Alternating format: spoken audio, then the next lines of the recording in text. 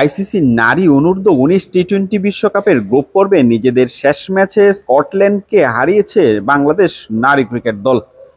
18 রানে জয় পেয়েছে বাংলাদেশ। এই জয়ের ফলে নিশ্চিত হয়েছে বাংলাদেশের সুপার সিক্স। টসে জিতে প্রথমে বাংলাদেশকে ব্যাটিংয়ে পাঠায় স্কটল্যান্ড।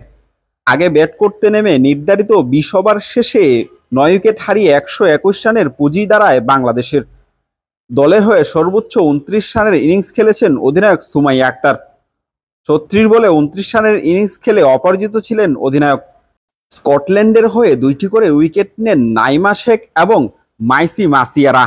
জবাব দিতে নামে দলের 19 রানের মাথাতেই 2 ওপেনারকে হারায় স্কটল্যান্ড। তবে খেলাটা জমিয়ে রেখেছিলেন পিপা এবং অধিনায়ক মিয়া মামুর।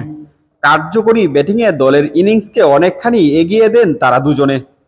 32 বলে 22 রান করে ময়ূর থামেন দলের 69 রানের মাথাতে। তবে টিকে ছিলেন পিপা, দলকে রেখেছিলেন কক্ষপথে।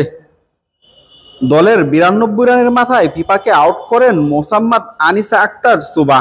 এরপর যেন ম্যাচ থেকে ছিটকে যায় স্কটল্যান্ড। ধুঁকতে ধুঁকতে 20 ওভার শেষে 8 উইকেট হারিয়ে 103 রানের সংগ্রহ পায় স্কটল্যান্ড, আর তাতেই বাংলাদেশের জয় আসে 18 রানে। বাংলাদেশের হয়ে 4 উইকেট শিকার করেছেন মোসাম্মদ আনিসা আক্তার সুবা। এছাড়াও 1টি করে উইকেট নেন হাবিবা ইসলাম পিঙ্কি ও নিশিতা আক্তার নিশি। এই জয়ে বাংলাদেশের নিশ্চিত হয় সুপার সিক্স। বুধবার সকালেই দেশের নারী ক্রিকেটে এলো 2টি বড় জয়। সকালেই বাংলাদেশের নারী ক্রিকেট দল ওয়েস্ট ইন্ডিজকে সিরিজের দ্বিতীয় ওয়ানডেতে হারিয়েছে। এবার অনূর্ধ্ব-19 নারী টি-20 বিশ্বকাপে স্কটল্যান্ডকে হারালো বাংলাদেশ। 18 রানের এই জয়ে বিশ্বকাপের সুপার সিক্সে উঠে গেছে বাংলাদেশের মেয়েরা।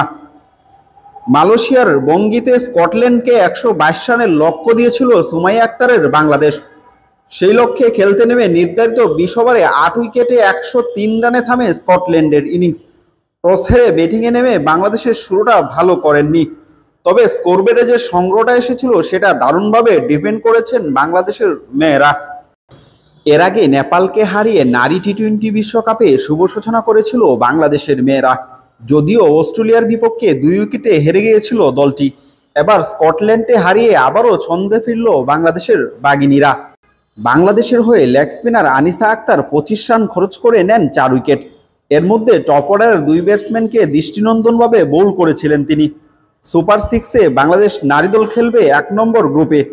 সেখানে বাংলাদেশকে খেলতে হবে 2টি ম্যাচ। এই পর্ব পেরোতে পারলেই সেমিতে চলে যাবে বাঘিনীরা।